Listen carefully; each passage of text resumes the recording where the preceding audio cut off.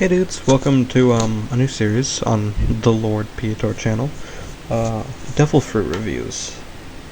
So, yeah, I'm uploading 2 videos this week because I'm going on vacation, so I won't be able to upload for a while, even though I probably wasn't gonna anyway. My uploads aren't very frequent.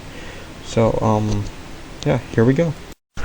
Alright, so today I'm talking about the devil fruit of the Gomu no Mi, or the Gum fruit, if, you know, you're one of them. Held by our protagonist, Luffy, who... a genius among mortals. So... yeah. The Gomu no Mi is the first devil fruit we see, all the way back in Chapter 1. Yeah, it's in Chapter 1 when he eats it. Alright, so the Gomu no Mi basically turns Luffy to rubber. Lets him stretch, all that shit, but you already knew that. He mainly uses it to, you know, elongate himself for punches like the Gomu no pistol and shit. It's a very handy fruit, even though it's not really worth the payoff, in my opinion, of not being able to swim. But, you know, it has its uses, definitely.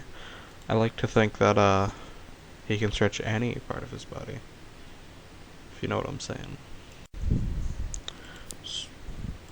So, this Paramecia type fruit, I'm a dumbass and didn't mention this earlier, it's unlike most other devil fruits, in the fact that, it's pretty much always active. His body's permanently rubber. He doesn't have to activate or anything. And beyond that, it's immune to electric attacks, like from Enel's Gomu no Mi. And, you know, Luffy's very good at using it, because he comes with a lot of unique techniques and shit.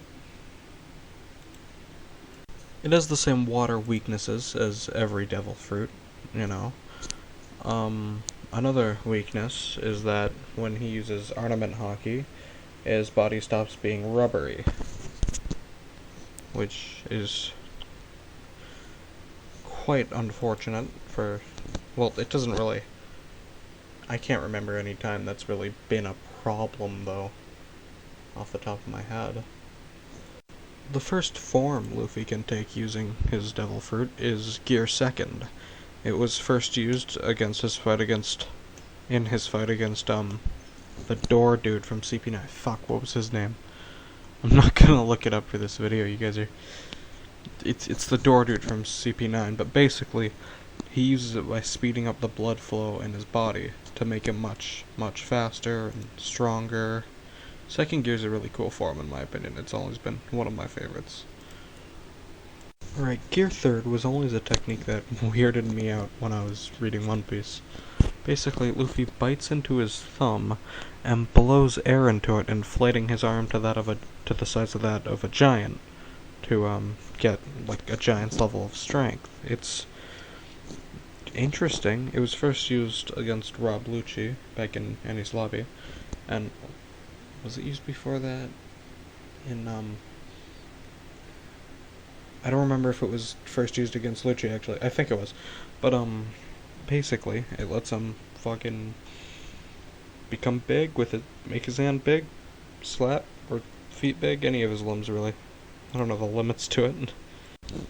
Alright, so Gear Fourth is the current form, the most recent form that Luffy has used, and it's so fucking cool. It was first used against Doflamingo. Basically, he starts by coating his arm in Armament Haki, and then biting into his arm, kinda like how he does Gear Third, and blows air into his body, whatever. Basically, he covers a lot of his body in the Armament Haki, and he expands himself. It's a very interesting form that comes in a few different, like, forms. That was a weird sentence. The first being Bound Man, where he becomes much bigger in size. He constantly just goes up and down and up and down. It's a very interesting attack. It does a lot of damage, the times we've seen it.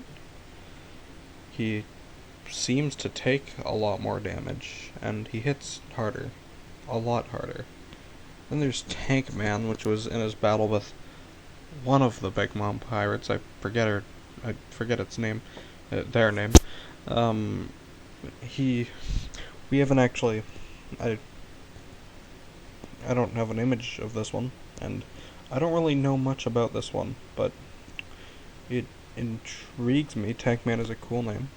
And then we have, so far, my favorite, Snake Man, which he does during his battle with Katakuri, and it's really fucking cool. It's the one where he doesn't expand as much. Basically, he uses this move called Python, where he fucking allows his stretchy arms to fire faster, and they're able to, like, move midair and, like, change directions. I don't know if the way I'm saying this makes sense, but it's really cool. It's pretty fast. It allows him to jump pretty high. You know, it's a cool looking form. So, really interesting, and in chapter 1017, which is a really recent one, Who's Who reveals something rather interesting about the Gomu Gomu no Mi, that it's seemingly way more important or special than we seem to believe. It was important enough for the world government to guard by Who's Who, and enough that when the red hair pirate stole it, he got fired from CP9, which is really intriguing because that implies a lot. So I guess maybe an update video to this fruit in the future, which is ooh. So yeah, in conclusion, I rate the Gomu Gomu no Mi a 6 out of 10, at least for now. If I could pick a devil fruit, it probably wouldn't be this one, but, you know, if it was my only choice, I'd go for it. It's an interesting ability, and plus it's the main protagonist's fruit. It's probably the one we've seen the most. It's just got this almost nostalgic feel to it. It's classic. Anyway, thanks for watching. As always, check out my Discord and Twitter down in the subscription. And, yeah. Thanks for watching another Lord Pietro video. I'm going on vacation. See you not soon. Oh, and a special thanks to Uncle Dan, who's been in a lot of videos on this channel, for being an infinitely helpful part of this video's editing process. It wouldn't have been the same without him.